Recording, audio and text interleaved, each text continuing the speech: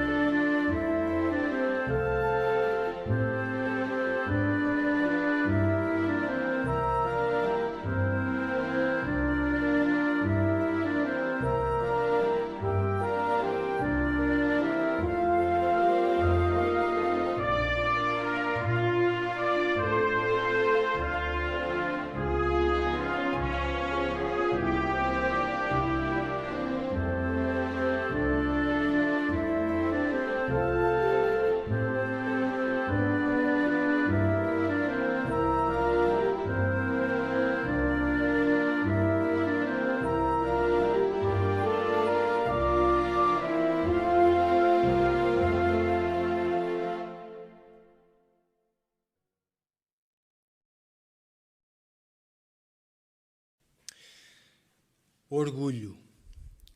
De forma geral, associamos o orgulho a uma qualidade negativa. E, de facto, temos que ter cuidado com o orgulho. Vamos falar bastante sobre esta qualidade hoje e vamos ver como esta qualidade está associada à desunião, a problemas que podem surgir, por exemplo, dentro da congregação. Vamos falar sobre o Corá, um mau exemplo, e as consequências que vieram da demonstração de orgulho por parte deste homem e daqueles que o apoiaram. E depois na secção Viver como Cristãos, que é aquela parte da reunião onde nós pegamos naquilo que aprendemos da Bíblia e tentamos aplicar na nossa vida, hoje em dia, vamos ver 4 situações onde a união e a nossa lealdade é testada e muitas vezes precisamente por evitarmos o orgulho.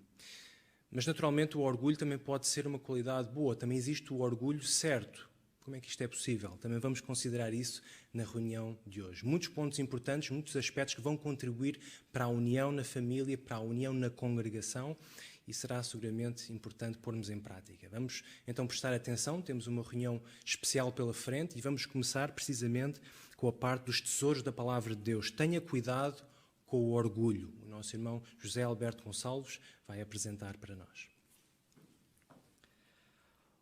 O mundo muitas vezes retrata os orgulhosos e os arrogantes como pessoas dignas de serem imitadas. Já os humildes e os mansos geralmente são encarados como fracos ou inseguros. Será que a verdadeira humildade é realmente uma fraqueza? Ou será que o orgulho é um sinal de força? Bem, a leitura da Bíblia desta semana traz à nossa atenção um exemplo que mostra quão nefasto ou perigoso o orgulho pode ser. E em nítido contraste, por outro lado, a humildade pode nos proteger. Esse exemplo está bem transcrito na leitura desta semana, conforme referimos em Números, no capítulo 16. Quer acompanhar e veja logo os primeiros 3 versículos e vamos perceber qual é, então, o relato que demonstra isso. Diz lá, então Corá, filho de Izar, filho de Coate, filho de Levi, juntou-se a Datã e Abirão, filhos de Eliabe, e Om, filho de Pelete, dos filhos de Ruben. Eles levantaram-se contra Moisés, juntamente com 250 israelitas, maiorais da Assembleia, escolhidos da congregação, homens de destaque.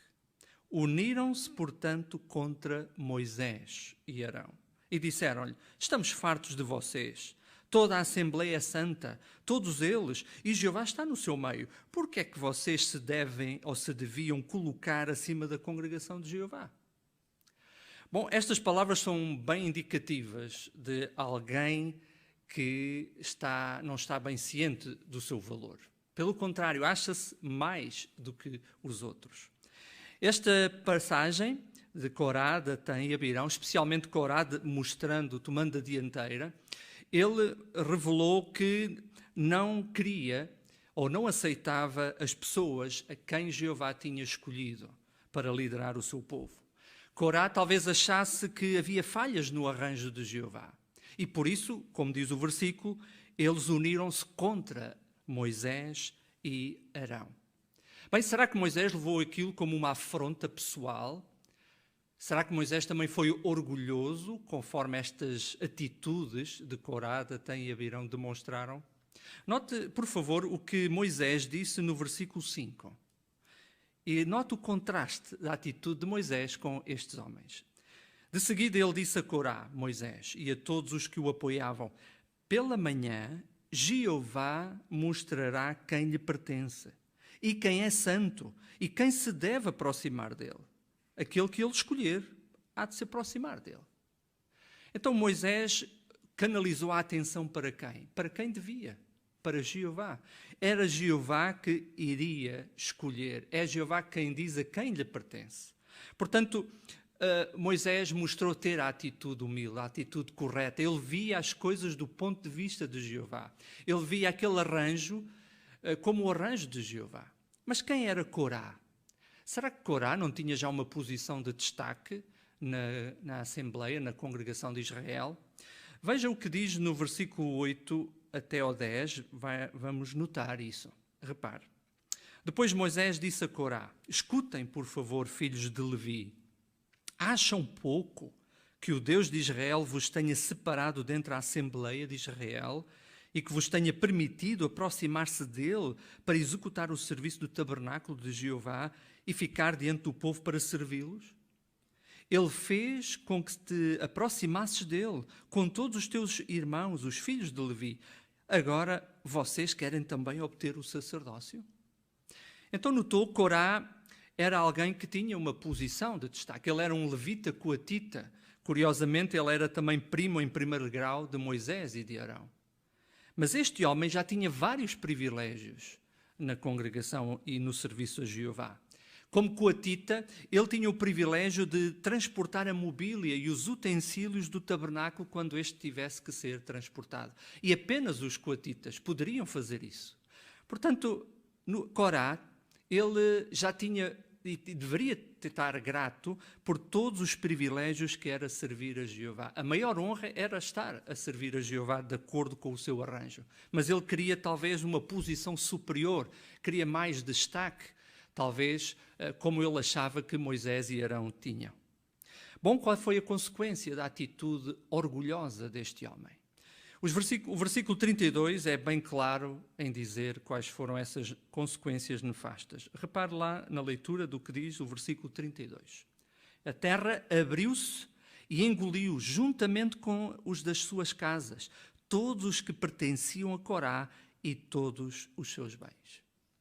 Que tristes consequências este homem teve e aqueles que o seguiram por causa desta atitude orgulhosa. Mas em contraste, Moisés teve uma atitude humilde. Aliás, Moisés mostrou claramente, embora Corá achasse que era Moisés que tomava as decisões do dia a dia, ele não percebeu que era Jeová quem dirigia a nação. Quer ver, note o que Moisés disse. Moisés tentou racionar, explicar-lhes isso. Note o versículo 28, diz, Moisés disse então: será do seguinte modo que vocês ficaram a saber que foi Jeová quem me enviou para realizar todas estas coisas e que elas não procedem do meu coração? Então, Moisés foi claro em mostrar que não era ele que estava ali no comando. Ele era apenas um instrumento de Jeová. Mas ele reconhecia quem estava no comando, quem estava no controle, era Jeová. Então, estes homens, pela atitude que tomaram, o que é que eles fizeram? O que diz o versículo 30 na parte final. Estes homens trataram a Jeová com desrespeito. Esta era a razão fundamental. Portanto, nós hoje também queremos mostrar a atitude de Moisés, uma atitude humilde, de mansidão, um homem que sabia onde é que ele estava no arranjo de Deus, respeitava os arranjos de Jeová. Sabemos que Moisés, mesmo quando falhou mais tarde, ele sempre reagiu de uma forma humilde perante Jeová, sempre aceitou humildemente as decisões de Jeová. Por exemplo, uma coisa que o magoou, que o entristeceu, foi não levar a nação de Israel para a terra da promessa. Mas ele aceitou humildemente essa decisão. Ele sabia que Jeová foi justo na decisão que tomou. Aceitou isso de bom grado. Portanto, irmãos, este relato, de facto, deve ser um sério alerta para todos nós. Especialmente para nós anciãos, que temos responsabilidades talvez na congregação, ou até mesmo aqui em Betel. Talvez achemos que, por exemplo, na congregação ou em Betel deviam de haver certas mudanças. As coisas não deviam ficar bem assim. E talvez possamos querer tomar alguma ação. Mas devemos de pensar nestes exemplos que aqui estamos a considerar. Será que nós também, igual a Moisés, esperamos pela atuação de Jeová? Seguimos as instruções daqueles que estão designados para tomar a liderança? Respeitamos esses homens porque percebemos quem está por detrás, vemos o quadro geral, não vemos apenas uma pessoa ou duas, pensando que são elas que apenas tomam essas decisões? Bem, queremos ver as coisas do ponto de vista espiritual, do ponto de vista de Jeová, assim como Moisés conseguiu ver. Ele conseguiu perceber-se e perceber onde ele estava no arranjo de Jeová. O livro Venha Ser o Meu Seguidor, no capítulo 3, na página 23 diz, ou no parágrafo 23 diz: o orgulho é como o veneno. Os seus efeitos podem ser muito maus. É uma qualidade que pode fazer com que o humano mais talentoso se torne inútil para Deus. A humildade, por outro lado, pode tornar muito útil para Jeová até mesmo a pessoa mais simples. Portanto, irmãos, a humildade ajuda a pessoa a ser como um barro maleável nas mãos de Jeová. E Jeová pode fazer com essa pessoa algo muito desejável. Mas alguém que é orgulhoso é como um barro duro e seco que, na realidade, não serve para nada. Portanto, que nós nunca fiquemos orgulhosos por desenvolver talvez o excesso de autoconfiança. Talvez tenhamos esse excesso por algum privilégio que recebamos. Mas não devemos esquecer que, na verdade, quanto mais privilégios tivermos e quanto maior for a nossa experiência, maior também deve ser a nossa humildade. Muito obrigado, irmão José Alberto, por contrastar o orgulho com a humildade, o que neste caso foi contrastar Corá com Moisés. Excelente, bons conselhos para nós aplicarmos. Esta semana tínhamos todos uma designação, ler os capítulos 15 e 16 de Números, e agora teremos a oportunidade para partilhar pérolas espirituais. Convidamos o irmão Ricardo Henriques para dirigir esta parte. A leitura bíblica desta semana, de Números 15 e 16, tem informações emocionantes e, ao mesmo tempo, é um relato que nos dá muito que meditar. Vamos agora partilhar algumas pérolas espirituais que analisamos e convido, em primeiro lugar, os irmãos a poderem abrir as vossas Bíblias em Números, no capítulo 15. Vamos ler os versículos 32 até ao 35. Temos 4 versículos, talvez possamos contar com 4 voluntários para participarem nesta leitura. Então, para os versículos 32 e 33, temos a irmã Raquel e o seu marido, o irmão Joel, e depois para os versículos 34 e 35, vamos escutar a irmã Ruth, o 34, e depois a irmã Cátia, o 35. Enquanto os israelitas estavam no deserto, encontraram um homem a apanhar lenha no dia de sábado. Os que o encontraram a apanhar lenha levaram-no a Moisés e Arão e a toda a Assembleia. Então o homem foi detido, porque não se tinha determinado o que deveriam fazer com ele. E Jeová disse a Moisés: o homem sem falta deve ser morto. Toda a Assembleia deve apedrejá-lo fora do acampamento. Muito obrigado a todos pela vossa colaboração na leitura. A pergunta que temos no nosso manual de atividades é a seguinte: que lição aprendemos com este relato? O irmão Edgar. Este relato ensina-nos a importância de nós nos certificarmos do que é mais importante para nós e fixarmos as prioridades no lugar certo. Os israelitas tinham 6 dias para cuidar das suas necessidades físicas e 1 dia para cuidar das suas necessidades espirituais. Quando este homem apanhou lenha no dia de sábado, estava a mostrar o que era mais importante para ele. O que aconteceu com este homem nos mostra a seriedade com que o Senhor Jeová encara a questão das prioridades. É isso, muito bem, muito obrigado. Então temos uma segunda pergunta. Na leitura bíblica desta semana, que pérolas espirituais encontrou a respeito de Jeová, da pregação ou de outro assunto? Podemos abordar qualquer um destes temas.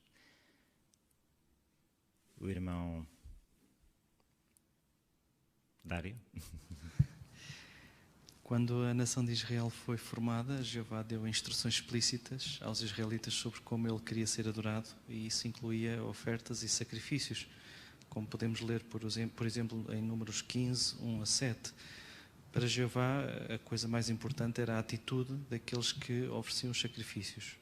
A Bíblia indica que as nossas expressões de louvor podem ser consideradas sacrifícios oferecidos a Jeová. Portanto, na pregação oferecemos as nossas expressões de louvor, por continuarmos empenhados a procurar essas atitudes, essas pessoas. Muito bem, um ponto interessante. Muito obrigado. A irmã Anabela. Em Números 16 até o 18 mostra o convite que Moisés fez a Corá e aos seus homens para comparecerem na manhã seguinte diante da tenda de reunião com os seus incensários. O interessante é que Corá foi com mais 250, mas eles não estavam autorizados a oferecer incenso porque eles não eram sacerdotes.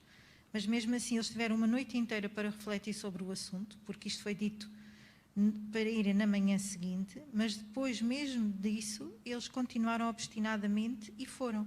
Portanto, mostra-nos que a presunção de Corá e de todos os que o apoiaram resultou na desonra, na desaprovação de Jeová e, por fim, na morte de todos eles.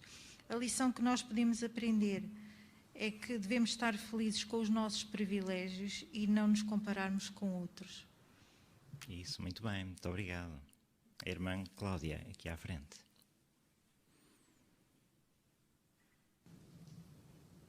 Números 15, versículo 2, é muito interessante quando Jeová disse a Moisés: diz aos israelitas, quando por fim entrarem na terra que vos dou para morar, e depois continua a dar instruções. É interessante esta parte, não é? Quando por fim entrarem, era uma certeza absoluta. Jeová confirmou, vez após vez, que nada nem ninguém poderia impedir Jeová de cumprir o desejo dele. Os israelitas iam entrar na terra prometida. E, de facto, este versículo também nos fortalece a nós, porque às vezes podemos ter algumas perguntas em relação ao futuro, quando é que algumas coisas acontecerão, como é que acontecerão, mas nunca nos perguntamos se irão acontecer, porque Jeová, o seu nome significa ele faz com que venha a ser, portanto as promessas para o futuro são tão certas como ele disse, quando por fim entrarem no paraíso. Muito bem, muito obrigado. Também um ponto interessante. Aqui o irmão Pedro.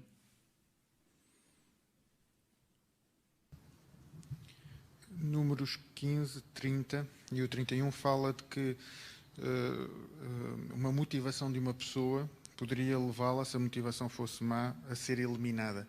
Agora, como é que um homem iria julgar a motivação de outro homem? O versículo 31 explica. Mostra que era por se violar o mandamento, mas não só por o violar, era por ter desprezo pela lei de Jeová.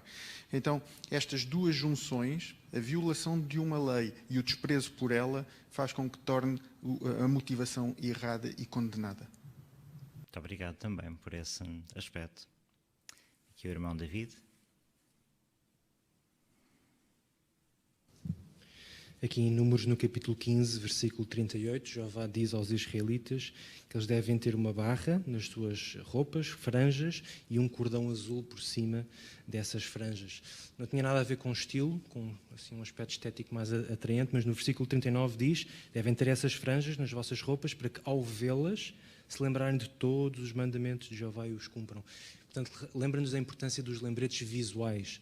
Quando vemos a aplicação JW Library, entramos no Salão do Reino, temos o texto do ano, é um lembrete visual.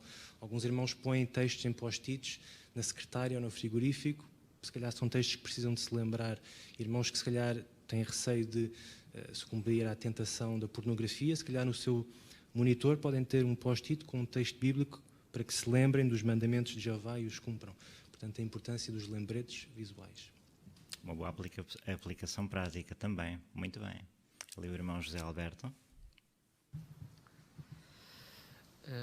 Achei curioso também o que diz em Números 16, há pouco falámos, Corá, Datã e Abirão, mas o versículo 1 fala também de Om. Portanto, não era só Corá, Datã e Abirão, normalmente são os que conhecemos mais, mas este Om também estava envolvido nesta rebelião original. No entanto, já não ouvimos falar dele depois da censura de Moisés inicial. O estudo perspicaz diz que isto pode indicar que ele se retirou dessa rebelião. Portanto, isto mostra como a importância de nos arrependermos, se cometermos um ato, de nos arrependermos sinceramente. Jeová sabe isso e Jeová vai perceber e vai nos ajudar a recuperar na nossa espiritualidade. Este é um relato que me encorajou também neste aspecto. Um detalhe também muito interessante, é verdade. Aqui a irmã Ana. Eu achei interessante em Números, no capítulo 16, no versículo 9 e 10, Moisés aí confronta Corá como se lhe estivesse a perguntar se ele considerava a sua designação tão trivial a ponto de também querer e procurar obter o sacerdócio. Esta pergunta tinha intenções da parte de Moisés de fazer com que Corá meditasse e caísse nele. Infelizmente sabemos pela história que isso não aconteceu, mas serve de exemplo para nós, quando o verdadeiro amigo também nos faz raciocinar qual é que é o proceder que devemos adotar e o que não devemos adotar. Muito bem, um aspecto também muito interessante. Aqui a irmã Cátia. No capítulo 15, o versículo 40, diz que aqueles que cumprissem os mandamentos de Jeová seriam santos para ele. Então estas palavras de Jeová mostram que não interessa se a pessoa já tinha nascido no seio de uma nação dedicada, ou se apesar de ser israelita só há pouco tempo era dedicada a Jeová, ou mesmo se fosse estrangeiro. Não interessava o seu contexto, se cumprisse os mandamentos do ponto de vista de Jeová, essa pessoa era uma pessoa santa. Jeová não mudou, por isso nós hoje também não devemos ficar reféns da nossa história. Se cumprirmos a vontade de Jeová, podemos ser vistos por Ele como alguém santo. Muito bem, um aspecto também muito interessante. Aqui a irmã Ruta. Ainda no capítulo 15, novamente no versículo 38, quando se fala das franjas na barra, das roupas e o cordão azul, sabemos que também isto tinha como objetivo diferenciá-los das outras nações e eles não imitarem também o modo como os outros povos pagãos se vestiam. Bom, nós hoje não precisamos ter estas franjas, nem o cordão azul, mas também deveria ser visível a diferença entre nós, que seguimos os princípios de Jeová no nosso modo de vestir e na nossa conduta, fazer diferença entre nós e as pessoas do mundo. Muito bem. Os irmãos estão todos de parabéns porque destacaram pontos muito interessantes nesta parte. Muito obrigado por partilharem estas pérolas espirituais. Muito obrigado, irmão Ricardo, e estamos sem dúvida mais enriquecidos por estas pérolas espirituais apresentadas com humildade. Muito obrigado a todos. Irmãos, vamos ler a Bíblia juntos. E a leitura designada desta semana, Números, capítulo 15, versículos 1 a 16. O irmão Dário Luz vai ler para nosso benefício. Jeová disse também a Moisés: diz aos israelitas: quando por fim entrarem na terra que vos dou para morar e apresentarem uma oferta feita por fogo a Jeová dentre a manada ou dentre o rebanho, uma oferta queimada ou um sacrifício para cumprir um voto especial, ou uma oferta voluntária, ou uma oferta durante as vossas festividades periódicas, a fim de fazer subir um aroma agradável para Jeová. Aquele que apresentar a sua oferta também terá de apresentar a Jeová uma oferta de cereais de farinha fina, de 1/10 de uma efa, misturada com 1/4 de um hin de azeite. Também deves oferecer 1/4 de um hin de vinho como oferta de bebida, com a oferta queimada ou com o sacrifício de cada cordeiro. Para um carneiro, deves fazer uma oferta de cereais de 2/10 de uma efa de farinha fina, misturada com 1/3 de um hin de azeite. E deves apresentar 1/3 de um hin de vinho como oferta de bebida, como aroma agradável para Jeová. Contudo, se ofereces um novilho como oferta queimada, ou como sacrifício para cumprir um voto especial, ou como sacrifício de participação em comum a Jeová, também deves apresentar com o novilho uma oferta de cereais de 3/10 de uma efa de farinha fina, misturada com meio hin de azeite. Deves apresentar também meio hin de vinho como oferta de bebida, como oferta feita por fogo, como aroma agradável para Jeová. Isto deve ser feito para cada touro, cada carneiro, cada cordeiro e cada bode. Independentemente de quantos ofereçam, é assim que devem fazer para cada um, de acordo com o número deles. É assim que todos os israelitas de nascimento devem apresentar uma oferta feita por fogo, como aroma agradável para Jeová. Se um estrangeiro que mora convosco ou alguém que esteja no vosso meio já por muitas gerações também apresentar uma oferta feita por fogo, como aroma agradável para Jeová, ele deve fazê-lo do mesmo modo que vocês. Vocês que são da congregação e o estrangeiro que mora convosco terão um só decreto. Será um decreto permanente para todas as vossas gerações. O residente estrangeiro deve ser igual a vocês perante Jeová. Deve haver uma só lei e uma só decisão judicial para vocês e para o estrangeiro que mora convosco. Muito obrigado, irmão Dário, pela leitura que apresentou, foi excelente e apreciámos muita clareza da informação e, no fundo, aqui assim provavelmente era mais o objetivo, aquela informação tinha que sair de forma clara para que pudesse ser apreendida, não é, mentalmente e depois seguida.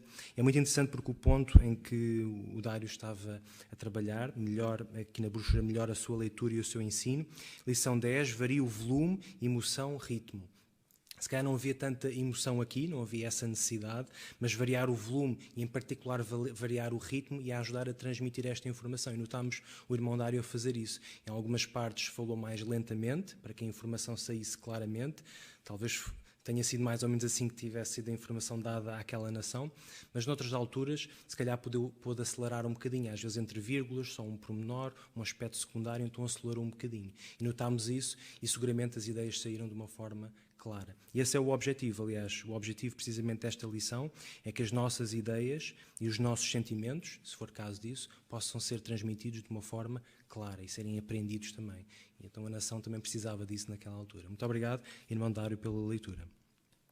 Vamos avançar para a secção Empenhe-se no Ministério, é isso que vamos fazer agora, e vamos iniciar com um vídeo. Vamos ver o vídeo do contacto inicial, vamos prestar atenção e vamos pausar em momentos oportunos para poder considerar aqui em grupo.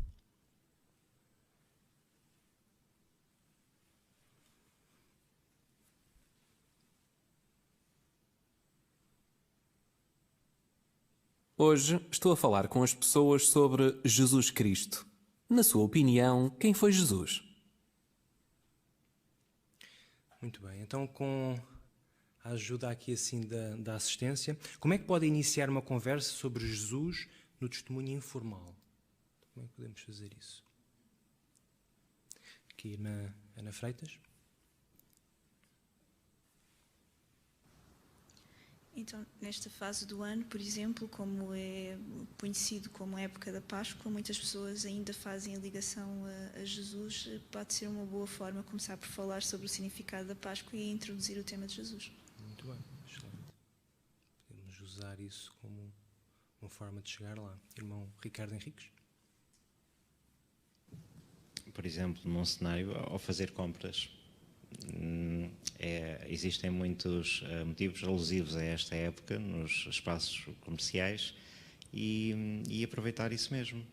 Mencionar que as lojas têm uma decoração diferente ou os supermercados, existem outro tipo de itens porque estamos numa época diferente, esta época da Páscoa, e perguntar algo sobre Jesus.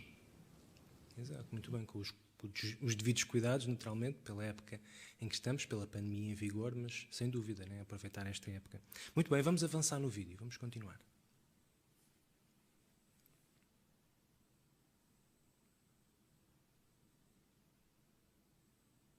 Acho que foi um bom homem. Sem dúvida que foi. Na verdade, ele foi o maior homem que já viveu. Mas a Bíblia mostra que ele foi muito mais do que isso. Repare no que diz aqui em Mateus 16, versículo 16. Jesus tinha acabado de perguntar aos seus discípulos quem era ele. Nota a resposta. Simão Pedro respondeu: Tu és o Cristo, o Filho do Deus vivente. Então, de acordo com este texto, quem era Jesus? Era apenas um bom homem ou mais do que isso? Mais do que isso. O texto diz que era o Filho de Deus. Isso mesmo. Talvez nos perguntemos, visto que Jesus era o Filho de Deus e obviamente era perfeito, por que é que teve de morrer? Na próxima vez podemos ver o que a Bíblia diz sobre isso. Sim, pode ser.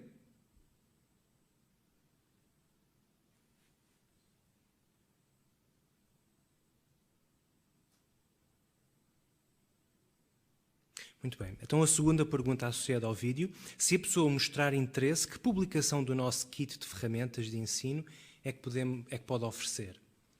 Então, vá. Opções do nosso kit. Irmã Ruth Henriques. Por exemplo, a brochura Boas Notícias, na lição 4, analisa quem é Jesus Cristo. Muito bem, excelente. Parece ser o tema que faz sentido. O irmão João Carvalho. Se a pessoa tem algum grau de limitações na leitura, talvez possamos usar a brochura Escuta Deus, na parte 7, também responde à pergunta quem foi Jesus. Muito bem, excelente. Também pode ser uma ferramenta que podemos usar para fazer a ligação. E o irmão Ricardo Henriques? O livro que nos ensina a Bíblia, no capítulo 4, tem o mesmo tema da brochura, quem é Jesus Cristo. É uma publicação que podemos usar. Muito bem, excelente. Muito bem, não é?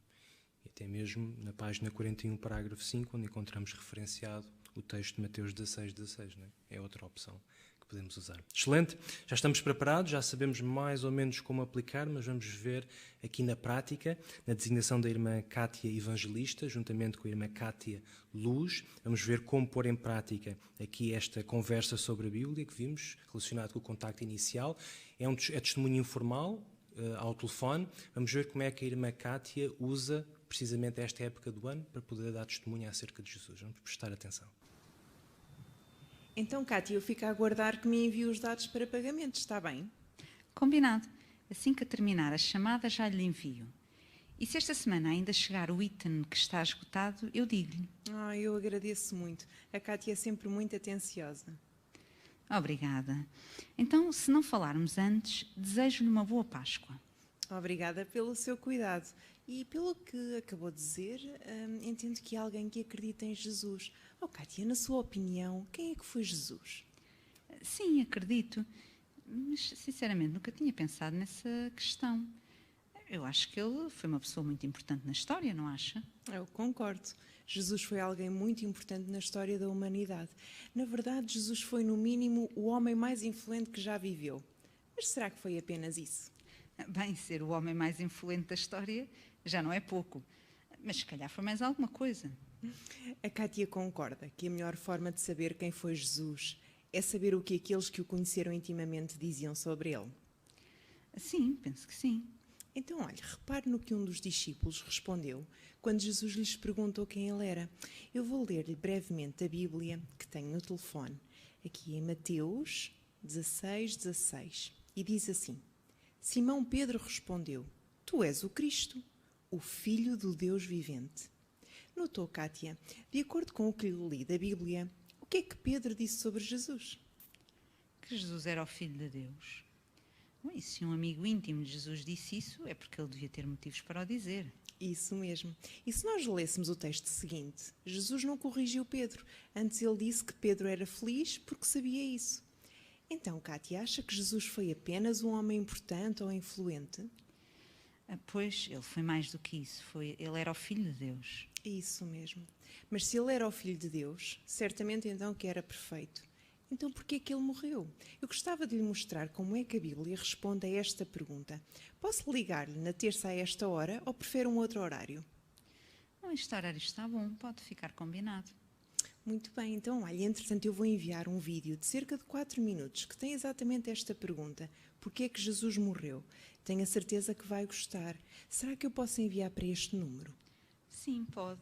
Este é o meu número pessoal, mas eu também o uso para o trabalho. Pode ligar para este.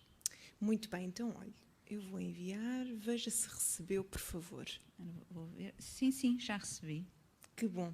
Então, Cátia, fica a aguardar os dados para pagamento e se não nos falarmos antes, até terça-feira. Ok, então uma boa tarde e obrigada.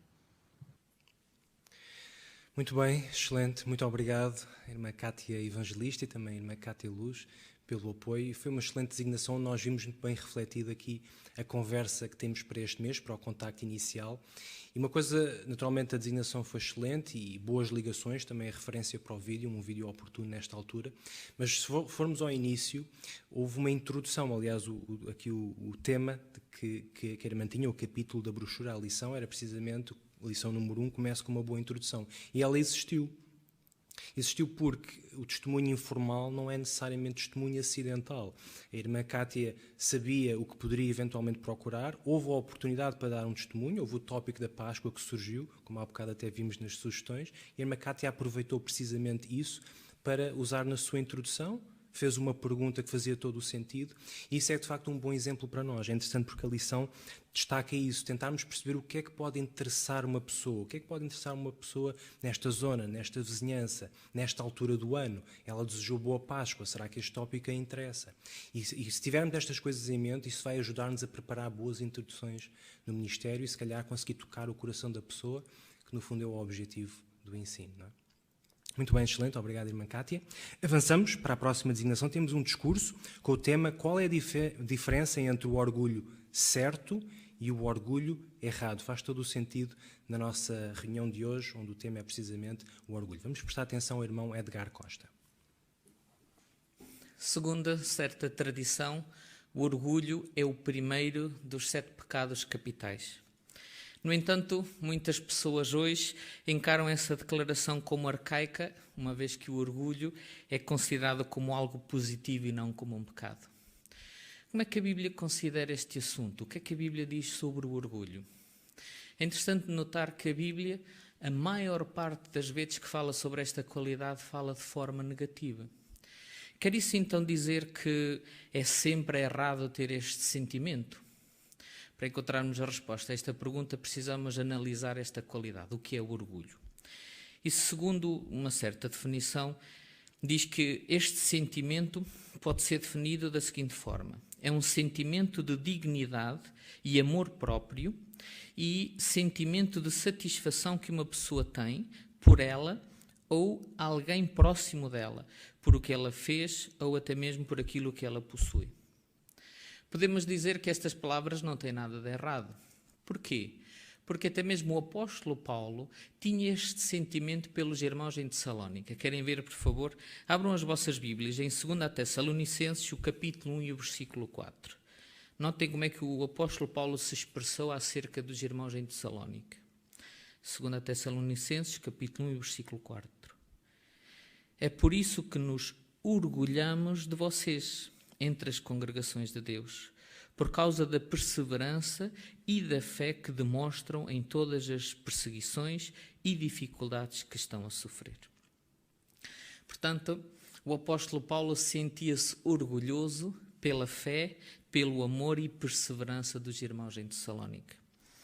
Este versículo bíblico mostra-nos que sentirmos-nos bem em relação às ações de outros, ou até mesmo ter certo grau de orgulho de nós mesmos, pode ser saudável.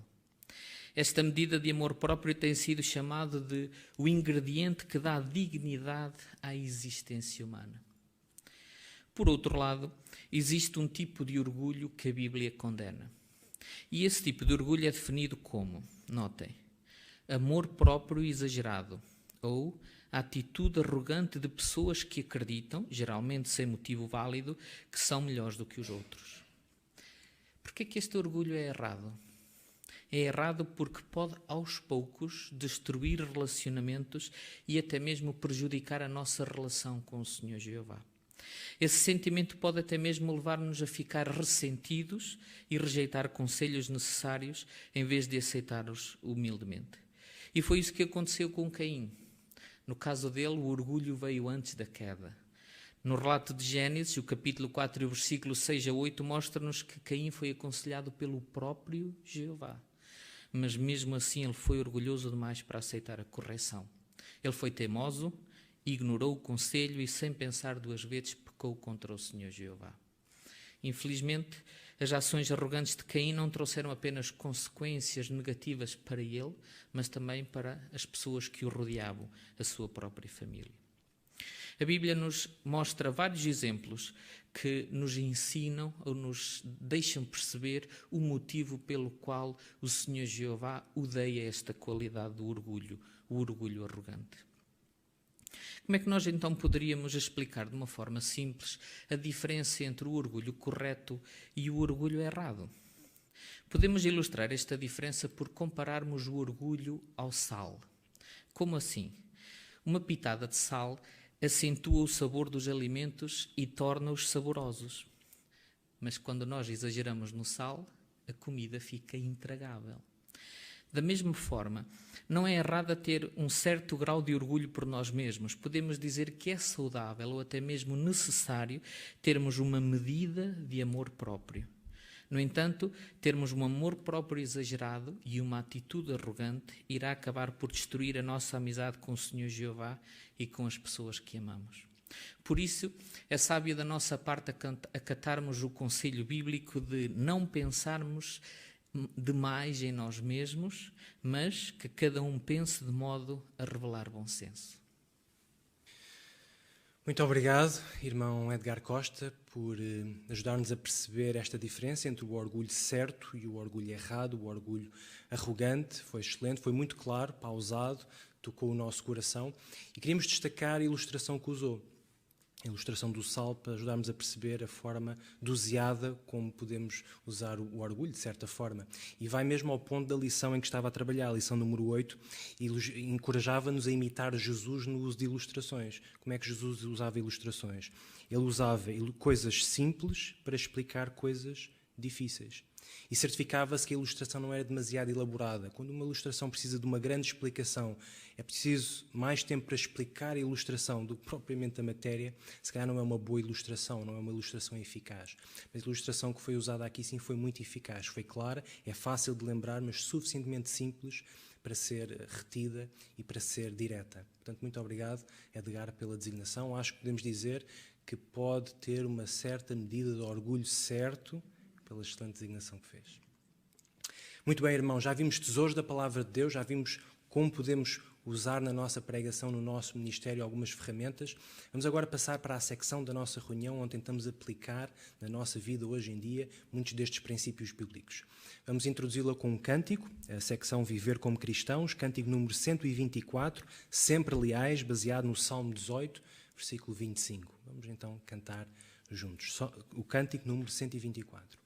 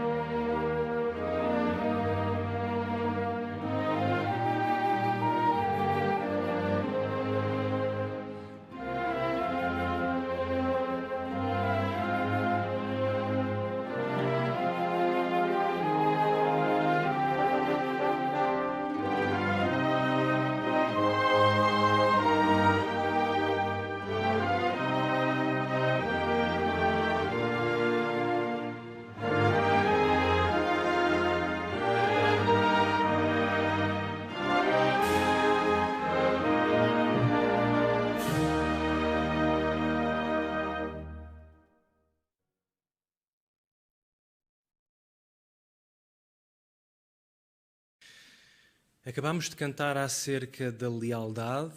No cântico inicial falámos sobre união. Como é que o orgulho errado, o orgulho arrogante podem pôr em causa estas coisas? Vamos prestar atenção à próxima parte. Não imite quem é desleal. O irmão Paulo Freitas vai apresentar esta matéria para nós. Visto que Jeová é o Criador de tudo o que existe, quer seja visível, quer seja invisível, que Ele sem dúvida é o Rei Supremo e o único Deus verdadeiro, será que temos alguma dúvida de que Ele tem o direito de exigir lealdade de todos os seus súditos? Lealdade daqueles que Ele mesmo criou? E nesse caso, da mesma forma, não é somente razoável que Ele também tenha o direito de castigar a todos aqueles que lhe forem desleais? Nós, na leitura da Bíblia que esta semana tivemos o prazer de ler em casa, no capítulo 16 de Números, nós podemos em conjunto relembrar como, apesar de verem tantos atos maravilhosos da parte de Jeová, como 3 homens com grande responsabilidade dentro do povo, como lá em Israel eles se rebelaram e mostraram uma tremenda deslealdade, quer para com Jeová, quer para o seu enviado, o seu servo Moisés. Nós até já vemos nesta reunião hoje, como por causa deste tremendo ato de deslealdade, como é que eles foram justamente punidos. Não só eles, mas também todos da sua família e todos aqueles do povo de Israel que os apoiaram e que pensaram exatamente da mesma forma. Todos eles também foram punidos. Só que, infelizmente, aquele não foi o único, nem foi o último caso de deslealdade registado na Bíblia. Nós até podíamos pensar, ao relembrar alguns desses exemplos, como é que é possível que, com tantos registros de pessoas desleais e sabendo o que é que Jeová pensava nisso, como é que tantas pessoas continuaram a agir da mesma forma? Só que a verdade é que, hoje em dia, muitos daqueles que conhecem, que até servem ou que serviam a Jeová, continuam a praticar atos de deslealdade para com Ele. Então, podemos fazer estas perguntas. Como é que nós nos podemos proteger? Como é que podemos proteger o nosso coração para não cairmos nesse erro? O que é que hoje em dia poderia testar a nossa lealdade? E que exemplos da Bíblia é que nos podem ajudar a não sermos influenciados por pessoas que não são leais a Jeová? São, de facto, boas perguntas que encontramos aqui no nosso manual de atividades e vamos tentar descobrir a resposta às mesmas por juntos vermos um vídeo. Este vídeo tem o título Não imite os que forem desleais. Depois vamos precisar da ajuda de todos para podermos responder algumas perguntas. Portanto, por favor, vamos ver este vídeo com muita atenção. Tu vais? A sério? Vá lá, Nádia. É só uma festa. Vai ser divertido. Não sei, Sílvia. Olha, eu já fui a outras festas da Jéssica. Não houve problema nenhum. Shhh. Espera aí. Tu já foste à casa dela? Sim, para outra festa. Foi ótimo. Não aconteceu nada de mal. Já agora, adivinha quem é que vai estar lá? Quem? Olá, Nádia. Olá, João. Anda e logo vês. Se não te sentires à vontade, vais-te embora. Mesmo que eu dissesse que sim, os meus pais nunca me deixariam ir. Faz como eu. Não dizes nada e sais às escondidas. Qual é o problema? Diverte-te. Notem como 1 Timóteo 2,14 descreve Adão. Também, Adão não foi enganado. Mas a mulher foi totalmente enganada e veio a estar em transgressão. Adão simplesmente aceitou a oferta de Eva. Ele nem pensou nas consequências. Se eu for à festa, o que é que pode acontecer?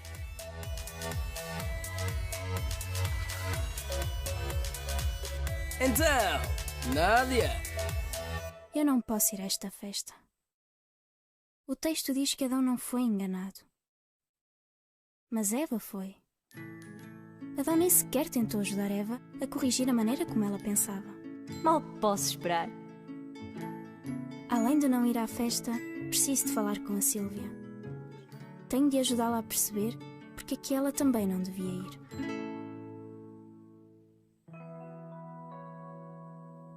Eu sei que estás desapontado.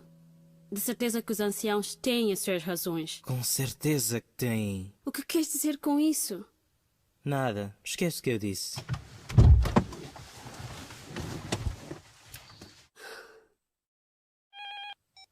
Carlos? Por que é que os anciãos haviam de decidir assim no teu caso? Não faz sentido nenhum. Não é que eu esteja surpreendido.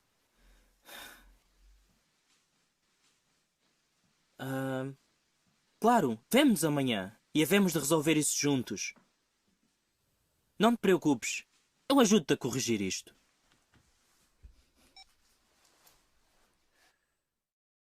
Se eu fosse ancião, nunca trataria ninguém assim.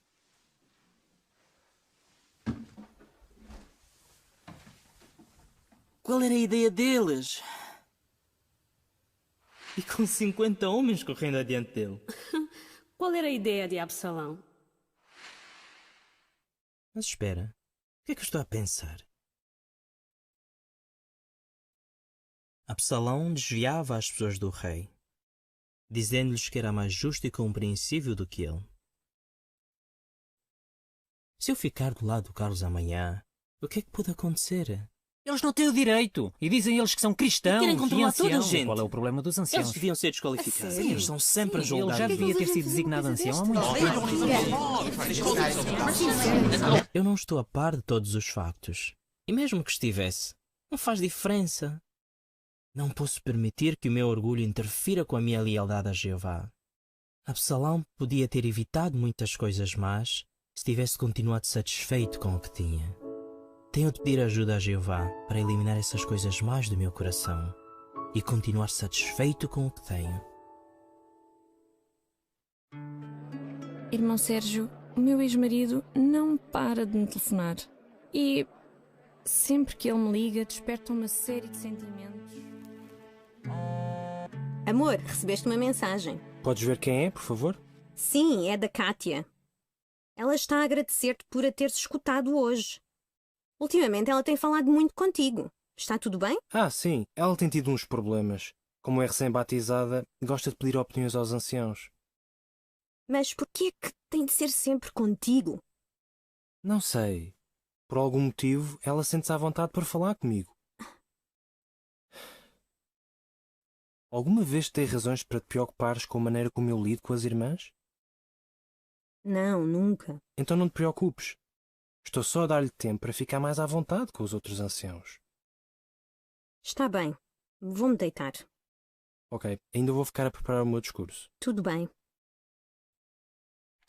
Evitar a armadilha do excesso de confiança.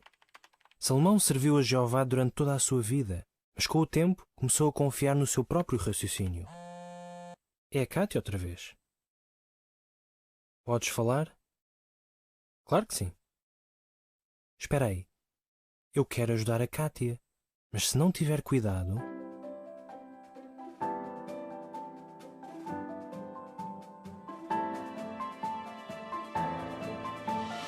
Como é que eu não vi isto?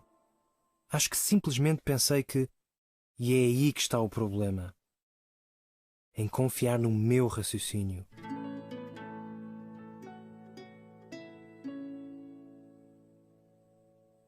Olá, Miguel. É o Sérgio. Desculpa ligar tão tarde, mas recebi uma mensagem da Kátia. Sim, ela tem tido alguns problemas. Podemos fazer uma chamada em conferência com ela? E marcar uma visita de pastoreio? Ótimo. Muito obrigado. Que fixe! É espetacular, não é? Dá para fazer chamadas, mandar mensagens, tudo o que possas imaginar. E tudo daqui. Uau, mas como é que conseguiste o dinheiro?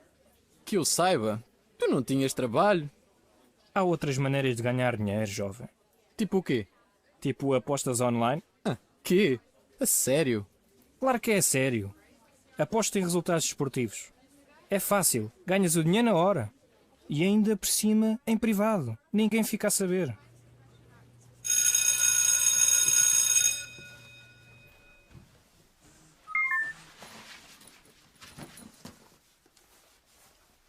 Aqui tens o link. Eu nem sequer pensava nisto, até ver o relógio novo do Júlio. Agora, não pensei mais nada. Mas, deixa-me ver uma coisa primeiro. Jogatina? A jogatina é uma forma de ganância? Uou! Judas Iscariotes? Começou bem, cedeu à ganância que o consumiu e traiu Jesus. Se eu me meter em apostas online, o que é que pode acontecer? Yes! foge destas coisas, mas empenha pela justiça, pela devoção piedosa.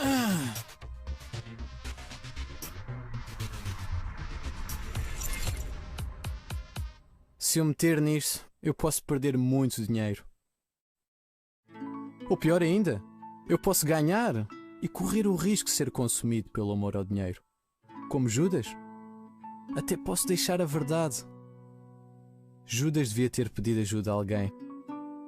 Vou falar com os meus pais sobre esta situação.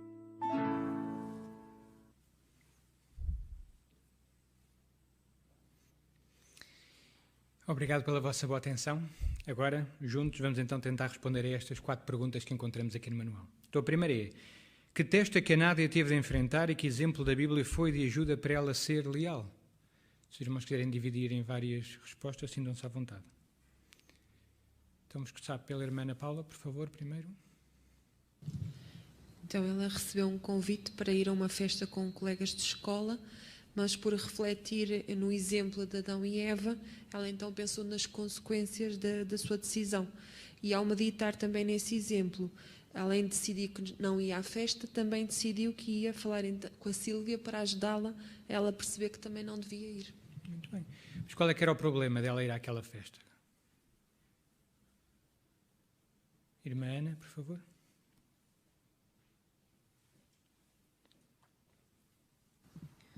Então havia vários problemas. Lá na festa ia estar um colega por quem ela já sentia alguma atração e ele por ela. Haveria muito álcool, os pais não iriam permitir, portanto a amiga aconselhou-a a sair às escondidas para se divertir. Portanto, baseado depois nisto, como já foi bem comentado, ela meditou e tomou a decisão certa. Muito bem. Tanto não foi como foi falar com a Sílvia. Então a segunda pergunta é: porquê que um irmão ficou aborrecido e que exemplo da Bíblia foi de ajuda para ele ser leal? Então agora no segundo exemplo, porquê que um irmão ficou aborrecido? Irmão Xavier, por favor. Tiago Xavier. Porque houve uma decisão dos anciãos que ele não concordou e depois outro irmão com quem ele falava também não tinham concordado e começaram a ser críticos com isso. Muito bem. Então, e que exemplo é que o ajudou naquela situação? Irmã Anabela, por favor. O exemplo de Absalão, que desviava as pessoas do rei por dizer que era justo e mais compreensivo do que o rei. E ele então caiu nele e pensou que primeiro não sabia todos os factos e depois não podia permitir que o orgulho interferisse com a sua lealdade a Jeová e decidiu então deixar as coisas assim. Muito bem. Nós até podemos ver o que é que poderia ter acontecido se eles tivessem juntado e conversado. Irmã Cátia, Luz. Aquilo podia ter sido um grande problema para toda a congregação, não é? Provavelmente eles iam influenciar-se uns aos outros, talvez influenciariam as suas esposas influenciariam outras irmãs na congregação, que influenciariam os seus maridos, e assim vimos uma quantidade de janelinhas a aumentar, não é? Portanto, isso poderia ter-se tornado um problema de grande divisão na congregação e até de rebelia contra a autoridade dos anciãos. Muito bem, muito obrigado. Ainda aqui à frente, por favor, Irmã Cláudia. Achei muito interessante a lição que o irmão tirou quando ele disse que precisava de continuar satisfeito com o que tinha. E, de facto, quando nós estamos satisfeitos com a nossa situação, em vez de comparar ou querer o que os outros têm ou achar que devia ser de outra maneira, conseguimos ser leais, porque a satisfação contribui para a lealdade. É isso mesmo, muito obrigado. Esta conclusão do irmão foi, de facto, muito poderosa. Ele pediu a Jeová que lhe tirasse as coisas más no coração e ficasse satisfeito com o que tinha. Muito obrigado. Terceira pergunta. Que situação, agora na terceira parte do vídeo que vimos, que situação testou o Sérgio e que exemplo da Bíblia foi de ajuda para ele ser leal? Então, o que aconteceu agora com este ancião, com este irmão Sérgio? Irmão Henriques, David Henriques? Pensando na situação propriamente dita, começou com uma coisa boa, portanto, um ancião que estava a ajudar uma irmã, mas, no entanto, esta irmã naturalmente precisava de muita atenção, muito tempo de antena, estava a ligar-lhe, falava com ele no salão, falava ao telemóvel, queria se encontrar com ele, queria conversar sobre a situação e, naturalmente, havia aqui um perigo de haver um envolvimento emocional que tem que ser evitado, não é aceitável. E havia aqui da parte dele um sentimento de alguma autoconfiança, está tudo bem, querida, não há problema, não tens nenhuma razão para estar preocupada. Isso mesmo, muito obrigado. Pegando nas palavras do irmão David, o que é que o ajudou, o que é que ajudou este irmão a pensar naquele assunto? O que é que o fez cair um pouco em si? Irmão José Alberto? Foi ele, ao fazer pesquisa, considerou o exemplo de Salomão. E, de facto, o problema de Salomão foi precisamente o excesso de confiança. Ele começou a confiar no seu próprio raciocínio e depois percebemos onde é que ele caiu. Acabou por cair na idolatria. Portanto, este exemplo ajudou este irmão a não confiar no seu raciocínio, a perceber o perigo em que podia estar envolvido se continuasse a dar muita atenção àquela irmã. E então decidiu pelo correto, contactar outro ancião para os dois então fazerem uma visita de pastoreio. Isso mesmo, muito obrigado. E chegamos à última situação. Que teste é que um jovem enfrentou na escola e que exemplo da Bíblia foi de ajuda para ele ser leal? Irmão Dário, por favor. O teste estava ligado com apostas online, ou seja, jogatina. O exemplo foi o de Judas Iscariotes, que cedeu à ganância, que o consumiu. Este, por causa da ganância, acabou por trair a Jesus e ele percebeu que se fizesse apostas poderia então perder muito dinheiro, ou pior, ganhar muito dinheiro e correr o risco de ser consumido pelo amor ao dinheiro. Irmã Anabela, ainda, por favor. Achei interessante que quando ele pensou neste exemplo de Judas, ele decidiu não entrar nas apostas online, mas mesmo assim ele também decidiu pedir ajuda aos seus pais, porque achou que podia ter caído nesta tentação e que precisava de ajuda. Muito bem. Mas é interessante, como é que começou esta conversa? Será que ele já tinha este objetivo de procurar mais dinheiro, de ter um relógio? Irmã Ruth, por favor. Não, foi casual, mas é interessante que ele depois, quando analisa o exemplo de Judas, também menciona que Judas começou bem. É, isso mesmo. Bom ponto, muito obrigado. É interessante a conclusão que os irmãos também chegaram, que ele, de facto, fez duas coisas boas. Começou logo por fazer pesquisa e depois falou com os pais sobre esta situação. Pois é, irmãos, como ficou bem demonstrado nestas várias situações que nós podemos ver neste vídeo, nestas 4 situações, muitas vezes mostrar a lealdade resulta quer em muitos benefícios para nós, quer mesmo para outros. A nossa própria lealdade até pode fazer com que alguns reconheçam os seus próprios erros. Por isso, fixe bem a sua mente em todas as bênçãos que já recebeu de Jeová, que ainda poderá receber. Nunca se esqueça daqueles maus exemplos citados na Bíblia, como vimos o de Adão, de Corá, Datão e Abirão, de Absalão e até de Judas Iscariotes, porque estes maus exemplos de pessoas leais servem de forte alerta para nós. Portanto, que estejamos determinados a nunca os imitar.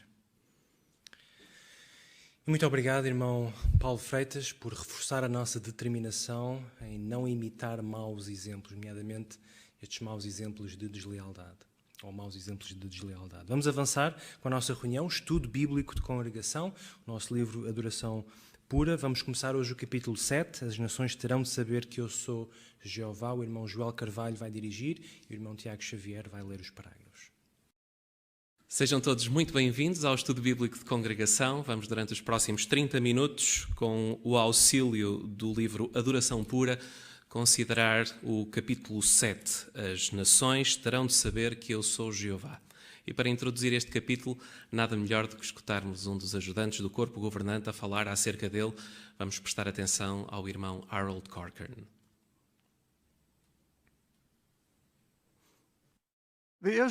Os israelitas tiveram de lidar com a pressão de familiares que não serviam a Jeová. Além disso, a nação de Israel estava cercada por nações ricas e poderosas. Quando os israelitas confiavam em Jeová, ele protegia-os dos inimigos. Mas, vez após vez, o povo deixava-se contaminar pelas nações ao redor. Qual foi a reação de Jeová? O capítulo 7 tem o tema: As nações terão de saber que eu sou Jeová. Esta declaração aparece várias vezes ao longo do livro de Ezequiel. O texto temático deste capítulo contém uma ideia semelhante. Vamos ler juntos Ezequiel 25:17. Vou executar contra eles grandes atos de vingança com furiosas punições, e terão de saber que eu sou Jeová, quando trouxer sobre eles a minha vingança. Aprendemos muito do contacto que Israel teve com as nações vizinhas e também da forma como Jeová reagiu. Algumas dessas nações ainda eram da família de Israel. Por isso, quando preparar este capítulo, procure as respostas a estas perguntas. Por que é que não devemos ficar surpreendidos se enfrentarmos oposição de familiares? Mesmo que enfrentemos oposição de governos poderosos, que certeza podemos ter? Que lição é que aprendemos dos habitantes de Tiro? E como podemos mostrar que conhecemos a Jeová? À medida que estuda este capítulo, pergunte-se: como é que eu posso usar os pontos-chave deste capítulo para ajudar alguém, talvez um estudante da Bíblia, a preparar-se para enfrentar oposição? É muito importante permanecermos leais a Jeová. Só assim poderemos adorá-lo de forma pura.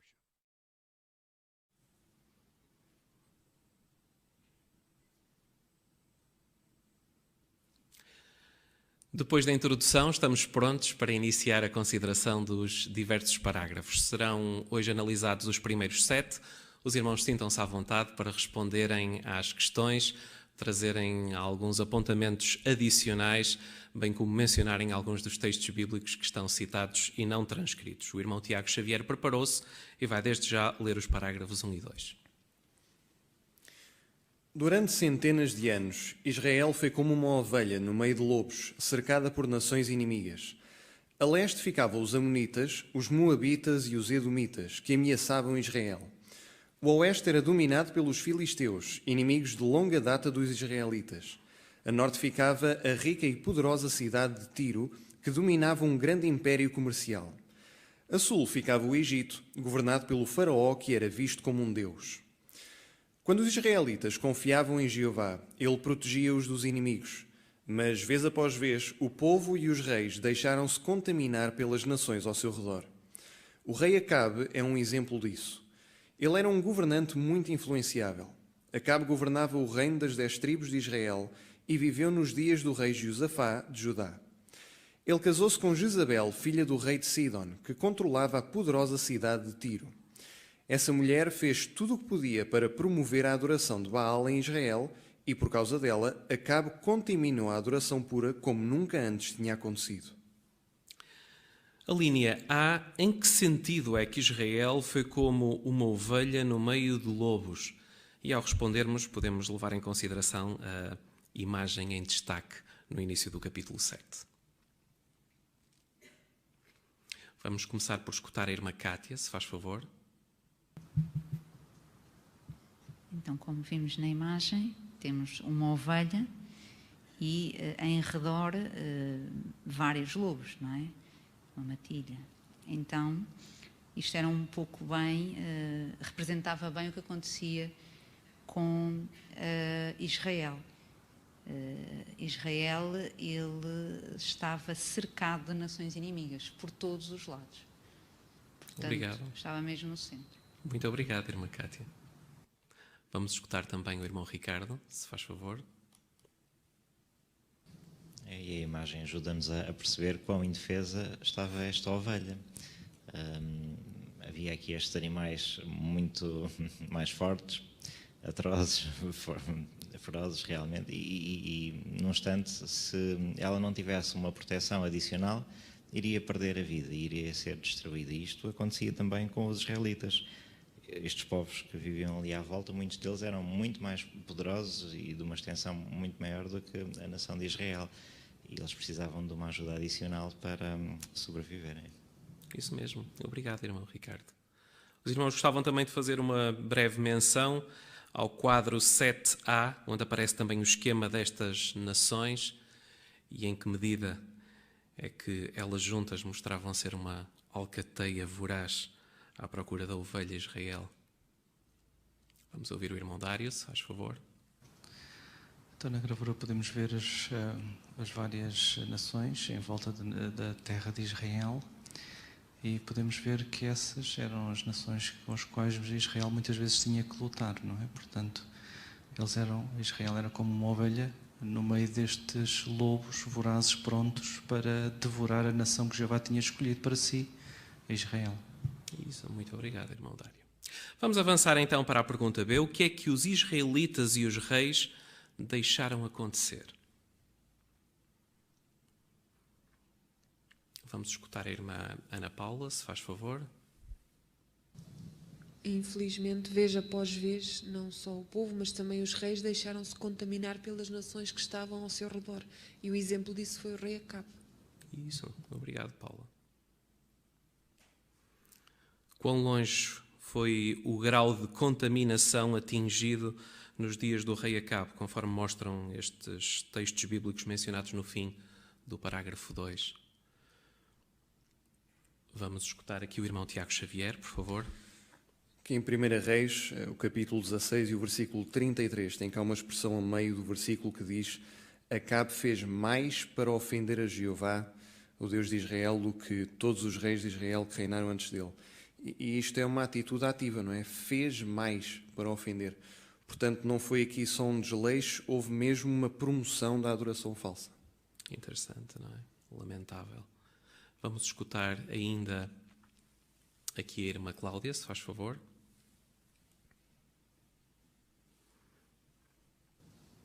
Primeira dos Reis 18:4 também mostra a atitude que Jezabel tinha, a mulher de Acabe, quando diz que ela estava a eliminar os profetas de Jeová. Portanto, não tinha qualquer respeito por nada que tivesse a ver com a adoração pura, pelo contrário, ela sentia prazer em tudo o que fosse adoração falsa e até mesmo na morte dos profetas de Jeová. Lamentável, não é? Irmão Ricardo, se faz favor. O capítulo 18 e o versículo 19 mostra a dimensão da adoração falsa que existia naquele tempo. 450 profetas de Baal, 400 profetas do posto sagrado. Era uma desgraça o que tinha acontecido ali. Estava tudo contaminado com a adoração falsa. Centenas e centenas de ministros religiosos falsos a assolar a adoração verdadeira. Vamos avançar com a consideração dos parágrafos 3 e 4. Jeová tinha avisado o seu povo de que, se fosse desleal, haveria consequências. Só que agora a sua paciência tinha chegado ao fim. Em 609 antes da Era Comum, o exército babilónico voltou à Terra Prometida pela terceira vez, quase 10 anos depois da última invasão. Desta vez, eles iam destruir as muralhas de Jerusalém e esmagar os que se rebelassem contra Nabucodonosor. As profecias de Ezequiel sobre o cerco cumpriram-se até ao último detalhe. Depois do início do cerco, Ezequiel começou a profetizar contra as nações ao redor da Terra Prometida. Jeová disse que os inimigos de Judá se iam alegrar com a destruição de Jerusalém e perseguir os sobreviventes. Mas aquelas nações iam pagar por isso. Elas tinham desprezado o nome de Jeová e tinham perseguido e desviado os israelitas de servir a Deus. Que lições aprendemos do contacto de Israel com aquelas nações? E como é que as profecias de Ezequiel sobre as nações nos dão esperança?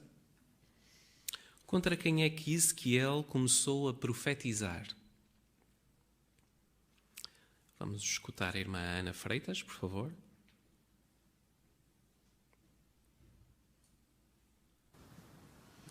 Então Ezequiel começou a profetizar contra as nações ao redor da Terra Prometida. Esses inimigos alegraram-se com a destruição de Jerusalém, perseguiram os sobreviventes e, portanto, iriam pagar por isso. Obrigado, Ana.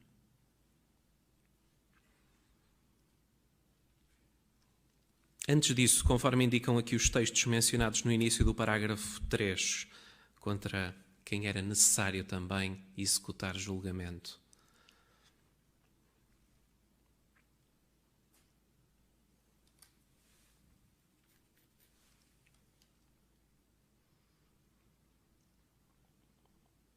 Irmão Pedro, por favor. Sim, o Sr. Jeová também profetizou contra a própria nação de Israel, as consequências deles se desviarem, o que é que iria acontecer, e também, infelizmente, cumpriram-se essas profecias. Isso. No mínimo detalhe.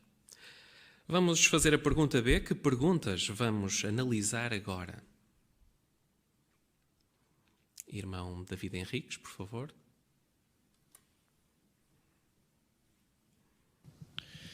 Basicamente duas. Que lições aprendemos do contacto de Israel com aquelas nações à sua volta? E como é que as profecias de Ezequiel sobre as nações nos dão esperança. Isso. E estamos na expectativa de entender porque é que esta expressão aparece aqui em destaque, associada ao parágrafo 4. As nações que desprezaram o nome de Jeová iam causar dano a si próprias. Vamos então avançar para o subtema familiares que trataram Israel com profundo desprezo. Parágrafos 5 e 6. Amon, Moabe, Edom e Israel eram, por assim dizer, familiares e tinham um passado em comum. Apesar dessa relação com Israel, essas nações mostraram, vez após vez, que odiavam o povo de Deus, tratando-o com profundo desprezo.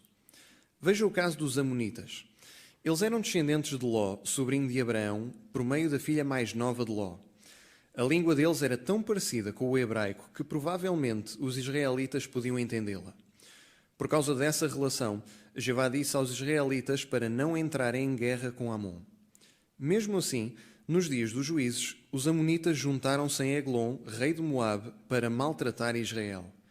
Mais tarde, no tempo do rei Saul, os amonitas atacaram Israel. E nos dias do rei Josafá, eles juntaram-se novamente a Moabe para invadir a terra prometida. Antes de fazermos a pergunta, gostávamos que alguém na assistência amavelmente lesse Ezequiel 25:6. Quem gostaria de fazer a leitura deste versículo? Vamos escutar aqui o irmão Paulo Freitas, se faz favor.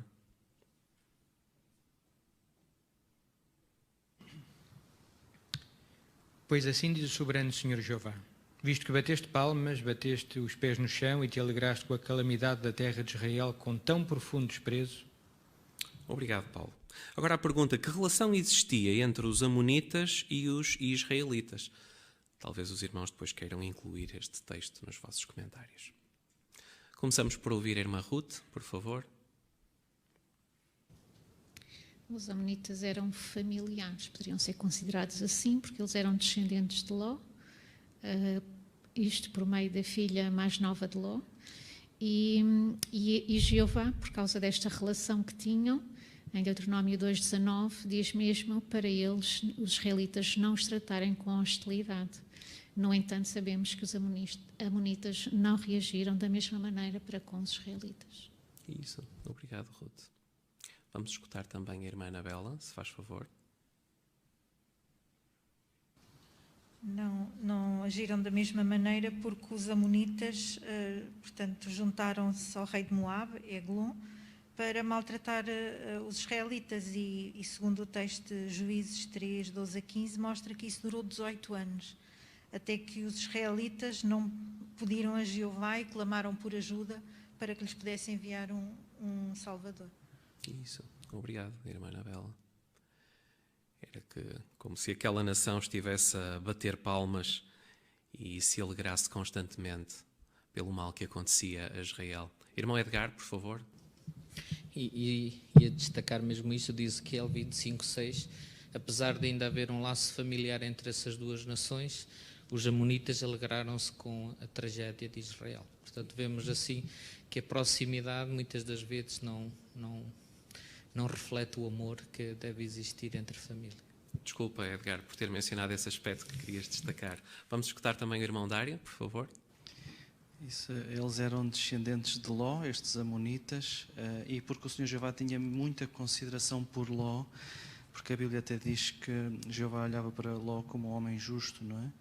Então, por Jeová ter esta consideração por Ló, Jeová, muitos anos mais tarde, impediu que os israelitas atacassem estes amonitas e conquistassem a terra de Israel, a terra dos amonitas. Portanto, é interessante notar a maneira como Jeová olhava para Ló, por ver as qualidades deste homem e ao mesmo tempo depois de impedir os israelitas de atacarem estes descendentes de Ló.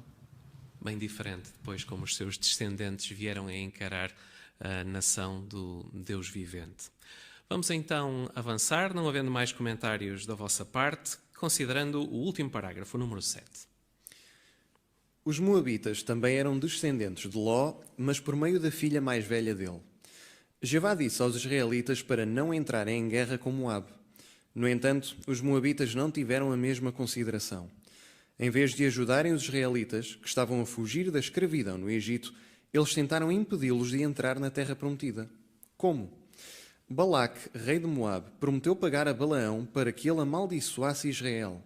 E Balaão disse a Balaque como podia fazer com que os israelitas caíssem na imoralidade e na idolatria.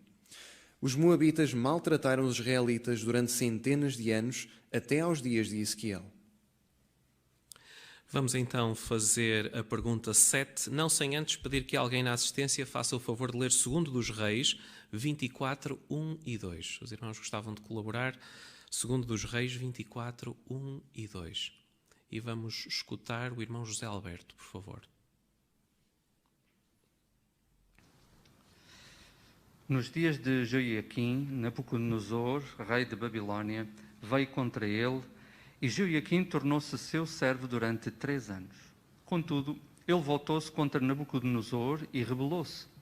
Então, Jeová começou a enviar contra Joiaquim bandos de saqueadores caldeus, sírios, moabitas e amonitas. Continuou a enviá-los para destruir Judá, segundo a palavra que Jeová tinha falado por meio dos seus servos, os profetas. Muito obrigado. E agora sim a pergunta 7. Como é que os moabitas trataram os israelitas?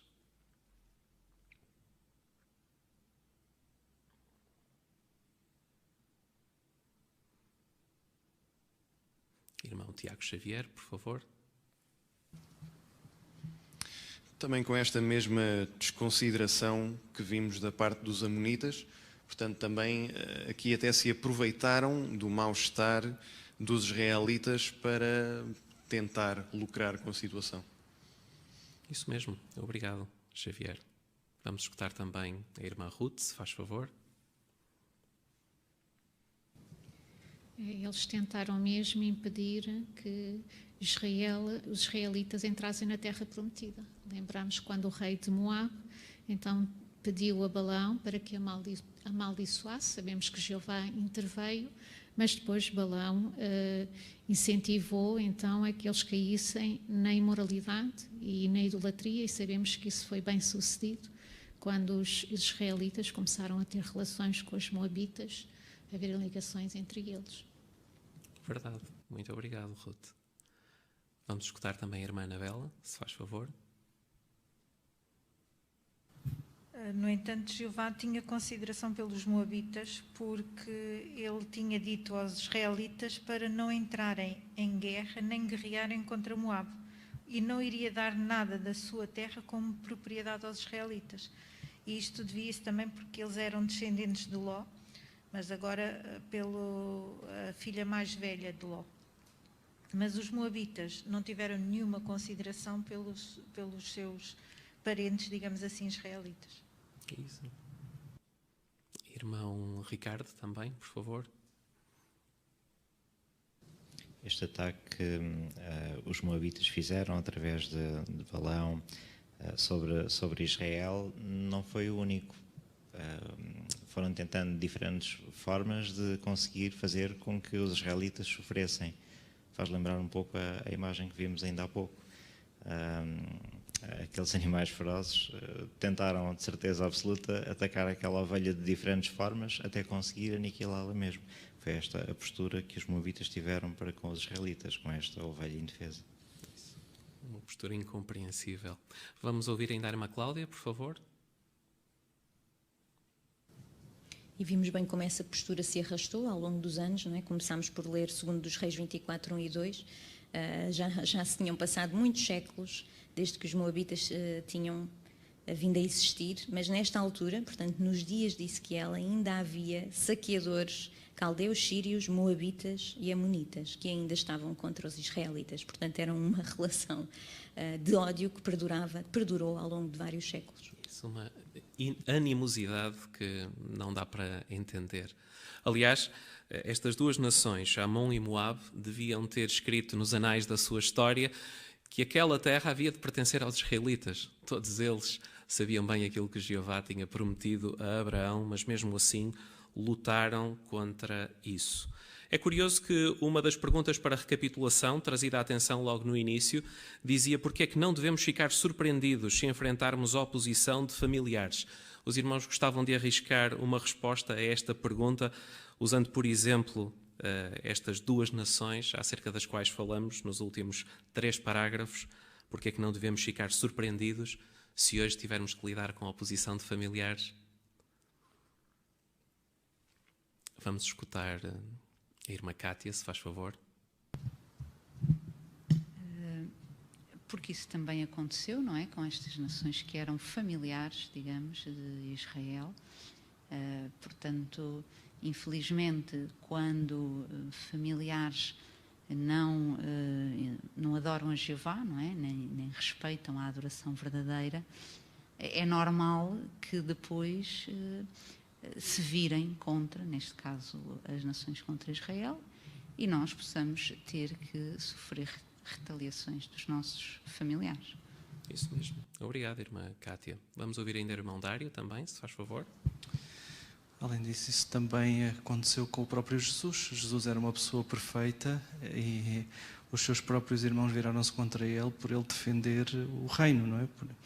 Portanto, não é de admirar que isso também aconteça com pessoas imperfeitas, não é? Pessoas que querem agradar ao Senhor Jeová. Isso. Obrigado, irmão Dário. Vamos escutar também aqui o irmão David, se faz favor. E foi interessante ver aqui que algumas daquelas nações que até eram próximas do ponto de vista familiar com a nação de Israel, parece que ainda eram piores do que as outras nações. Aquela animosidade parece que ainda era pior aí. E às vezes pode acontecer, alguns irmãos parece que sentem mais perseguição, mais represálias, mais pressão dos seus familiares do que outros. E naturalmente nós sabemos que Jeová é o nosso Pai, é nele que confiamos, e tal como naquela imagem que vimos no início, em que estava uma ovelha indefesa, sozinha, mas rodeada de lobos, mas sabemos que Jeová, nas alturas em que ela mereceu, foi protegida, Jeová também nos vai ajudar. Isso. Obrigado, irmão David. Irmã Cláudia, se faz favor, também. E pensando também na pressão da família, nós vimos no caso dos moabitas como eles levaram os israelitas a cometer imoralidade, a cometer idolatria, portanto pressionaram-nos a comprometer a sua fé. O mesmo hoje pode acontecer no nosso caso, não tanto às vezes a oposição, mas às vezes o tentarem levar-nos a transigir. E numa reunião que estamos a falar muito de lealdade, é importante lembrar-nos disso, não é? Nossa lealdade a Jeová deverá estar sempre acima da nossa lealdade aos familiares. Obrigado, Cláudia, por esse apontamento que nos leva diretamente para outra das declarações-chave nesta consideração, o que aprendemos do contacto de Israel com as nações que não respeitaram o nome de Jeová. Foram lamentáveis as consequências por Israel ter mantido contacto com aqueles que eram desleais a Jeová. Isso depois acabou por ter repercussões importantes, negativamente, na forma como Jeová olhou também para a forma como a sua nação o estava a adorar. Ficamos na expectativa da consideração. Na próxima semana falaremos acerca de outras nações que precisaram de ser castigadas por não lidarem da maneira que Jeová esperava com o seu povo. Agradecemos também ao irmão Tiago Xavier a leitura dos parágrafos. Agora vamos prestar atenção ao irmão David Henriques. E foi este o programa da nossa reunião esta semana, um programa edificante, profundo, mas que devemos também querer ver como aplicar, como ajustar, enfim, a nossa vida se necessário. Falámos muito sobre o orgulho, percebemos que existe um orgulho errado, um orgulho certo, vimos que o orgulho, este amor próprio, até pelas nossas concretizações, pode ser positivo, como um bocadinho de sal, não é, numa comida, mas sabemos que se for sal a mais, não vai ser saudável. E o mesmo acontece com o orgulho. Se o orgulho se tornar um orgulho negativo, um orgulho errado, um orgulho arrogante, então aí estamos a imitar Satanás. Infelizmente falámos bastante sobre estes exemplos negativos do orgulho. Falámos sobre Corá e aqueles que apoiaram Corá. Ele foi um mau exemplo, um homem cheio de privilégios, mas que permitiu que o orgulho o levasse por um caminho tortuoso. Infelizmente o resultado foi dramático. Contrastámos Corá com Moisés. Moisés era um homem com ainda mais privilégios, mas humilde. E aprendemos essa lição. Se tivermos mais privilégios, à medida que recebemos privilégios, se calhar até na congregação, temos que saber acompanhar esses privilégios com a medida certa de humildade, para não desenvolvermos este orgulho errado. E depois, mais à frente, na parte de viver como cristãos, vimos como é que a nossa lealdade pode ser testada precisamente por certas situações apelarem ao nosso orgulho. E isso pode acontecer na congregação, na nossa interação com outros irmãos, na congregação, a forma como vemos os outros. Vimos 4 situações muito específicas em como a nossa lealdade pode ser testada, e vimos, a acompanhar cada uma dessas situações, um mau exemplo bíblico, alguém que mostrou precisamente orgulho e foi desleal a Jeová. Pelo caminho, falámos sobre como podemos aproveitar esta época do ano para dar testemunho, para falar a outros acerca de Jesus. Sem dúvida é um tema importante nesta altura do ano e podemos aproveitar, às vezes até em conversas informais, introduzir precisamente este tópico tão importante. No nosso estudo bíblico de congregação falámos um bocadinho acerca das nações à volta de Israel, como é que interagiram com Israel, e infelizmente o seu comportamento levou também a que muitas profecias tivessem que ser escritas acerca deles, porque o seu comportamento foi de animosidade, foi agressivo, às vezes também com muito orgulho. Este foi o programa desta semana. O que é que temos na próxima semana? Que expectativa é que temos para o programa da próxima semana? Na próxima semana vamos ver que Jeová é a nossa herança. Em que sentido é que ele é a nossa herança? Como é que sabermos que Jeová é a nossa herança nos vai ajudar, especialmente se estivermos a passar por dificuldades, por exemplo, financeiras? Então vamos tentar perceber como poder aplicar isso na nossa vida. Na próxima semana temos ainda uma parte de necessidades locais e estamos na expectativa por esse programa especial também. Agradecemos a todos a vossa atenção, agradecemos àqueles aqui no auditório também a participação, mais uma reunião edificante e uma oportunidade para louvar, adorar o nosso Criador. E agora, na fase final, vamos ter outra oportunidade para o fazer. Vamos cantar louvores a Jeová Deus. O cântico designado é o cântico número 126, e o cântico 126 tem como tema sempre fortes, firmes e despertos, baseado em 1 Coríntios, no capítulo 16 e o versículo 13. Cântico 126. Depois do cântico, se estiver a assistir à gravação deste programa, pedimos que, por favor, faça uma oração localmente, como forma de concluir este programa espiritual.